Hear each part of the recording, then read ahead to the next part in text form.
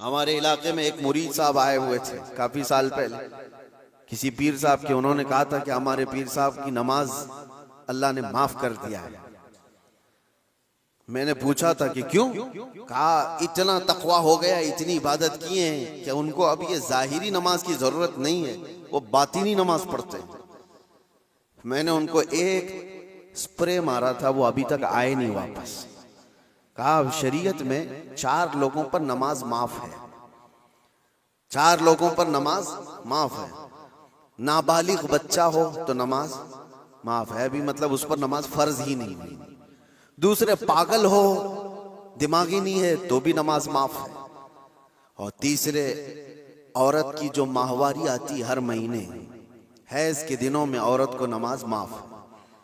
چوتھے بچے کی ولادت ہو جائے عورت, اس کے بعد اس کو نفاس جو آتا ہے وہ 40 دن تک بھی ہو سکتا ہے میکزیمم, اتنے دن عورت کو نماز معاف ہے. یہ 4 لوگ ہیں جن کو نماز معاف ہے.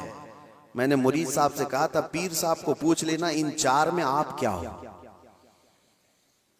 یا تو تمہارا پیر نابالغ ہوگا اس لیے نماز معاف ہو گئی, یا تو پاگل ہوگا اس لیے معاف ہے, یا تو پھر وہ 2 کیٹیگری جو بڑی ڈینجر ہے.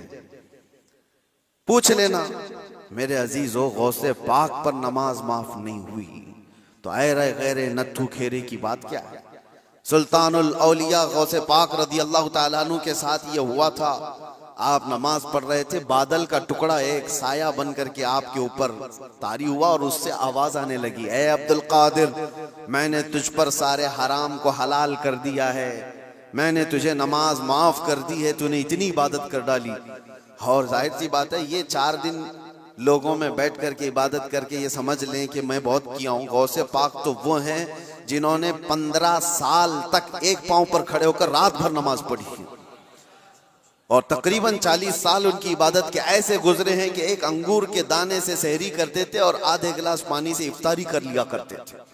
یہ غوث پاک کی عبادات اور مجاہدات اتنے سالوں کے بعد اگر کوئی کہے ان کو تو بات تو ایسی لگتی ہے نا کہ شاید دماغ میں یہ بات آ جائے, ہاں اتنے سالوں کی عبادت ہوئی, بادل کے ٹکڑے سے آواز آئے کہ عبد القادر میں نے سارے حرام حلال کر دیے تم پر اور نمازیں معاف کر دی.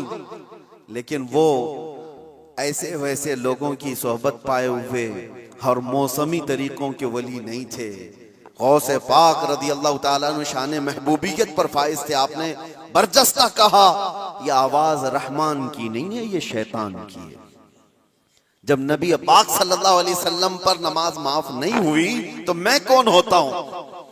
اللہ کے رسول صلی اللہ علیہ وسلم جو صاحب شریعت ہیں, حضور نے نماز نہیں چھوڑی, اور وہ بھی آخری وقت تک. جانتے ہو روایات میں موجود ہے اس وقت رسول اللہ صلی اللہ علیہ وسلم حجرے سے باہر آ رہے تھے جب آپ کی وفات کو چند ہی دن باقی تھے. حضور کی وفات کو, حضور کے انتقال کو چند دن باقی تھے. حضرت ابوبکر صدیق امامت کر رہے تھے, لیکن اس کے باوجود رسول پاک صلی اللہ علیہ وسلم سخت علالت کے بعد حجرے سے باہر تشریف لائے تھے, اس حالت میں کہ روایات میں موجود ہے حضور 2 صحابہ کے کندھوں پر ہاتھ رکھ کر کے باہر آ رہے تھے, پیر زمین پر نہیں لگ رہے تھے. اس قدر شدت کی تکلیف کے ساتھ بھی نبی پاک صلی اللہ علیہ وسلم مسجد میں تشریف لا رہے ہیں, اور یہاں مرغ مسلم توڑتے ہوئے بیٹھے ہوئے وہ پیر کہتے ہیں کہ ہمارے لیے نماز معاف ہے. غوث پاک نے جب یہ کہا کہ یہ رحمان کی آواز نہیں, یہ شیطان ہے, میرے لیے نماز معاف نہیں ہو سکتی, تو غوث پاک رضی اللہ تعالیٰ عنہ پر اس نے غرور اور تکبر میں لانے کے لیے ایک دوسرا حملہ کیا تھا اور کہا عبد القادر تم بہت پڑھے لکھے ہو, بہت علم ہے تمہارے پاس, تم پڑھے لکھے نہ ہوتے, علم نہ ہوتا تو آج میرے گمراہی میں آ جاتے. شیطان اپنی اصلی حالت پر آ گیا. کہا ٹھیک ہے تم نے مجھے پہچان لیا, لیکن تم بہت پڑھے لکھے ہو, تمہارا علم اتنا ہے کہ تم بچ گئے. غوث پاک نے کہا تو دوسرا حملہ کر رہا ہے مجھ پر, میرے علم نے نہیں بچایا, مجھے رب کے فضل نے بچایا. یہاں پر بھی آدمی بہک سکتا ہے اگر ہاں کہہ دیا کہ ہاں میں تو پڑھا لکھا ہوں, میں بہت علم والا ہوں.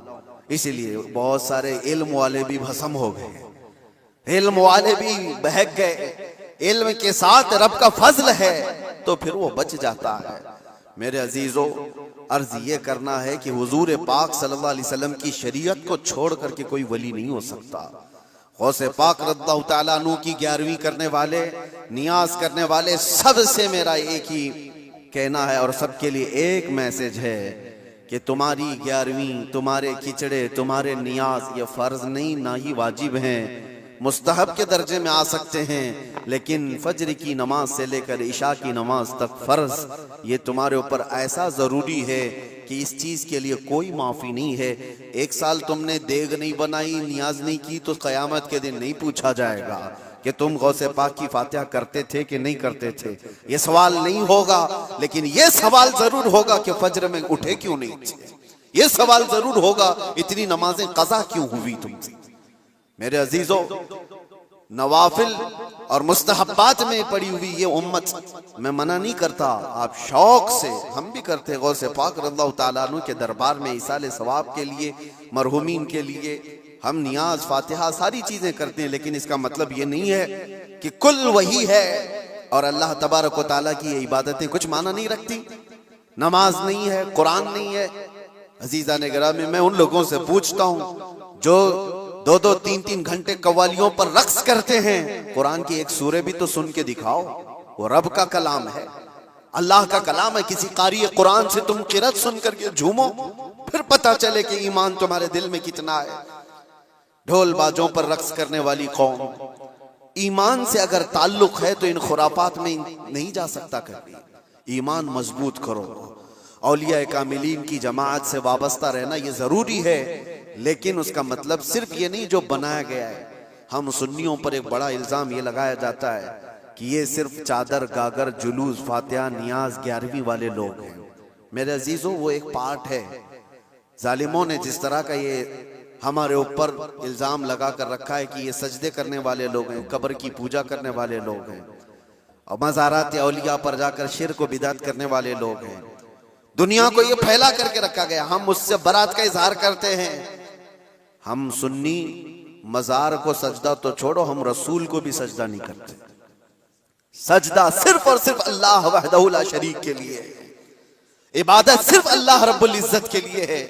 سجدہ تو دور کی بات، جھکنا بھی جائز نہیں ہے، جھکنا بھی جائز نہیں ہے۔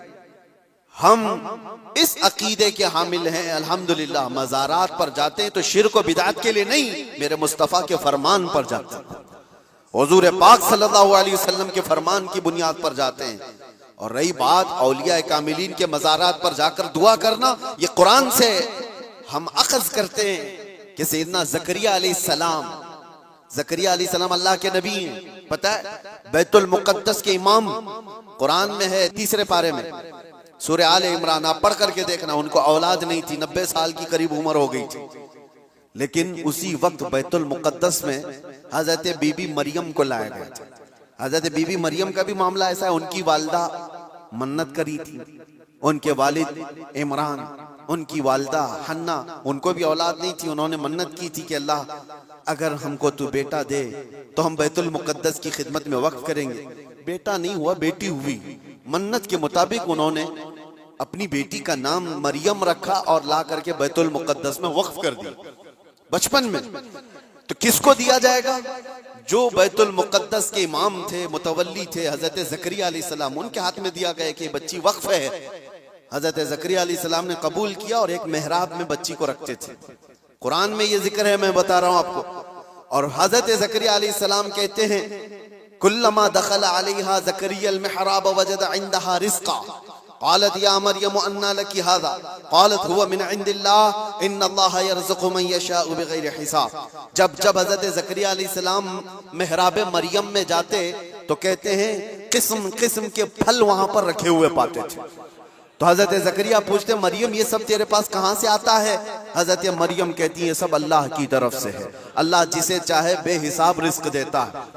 مریم کون ہے؟ نبی نہیں ہے حضرت مریم، ہاں اللہ کی ولیاں ہیں، پاکیزہ مقدس ہستی، لیکن ان کو اللہ تبارک و تعالیٰ نے وہ کرامات سے نوازا تھا، وہ بچپن میں پھل وغیرہ ان کو رزق کے طور پر پہنچ رہا تھا۔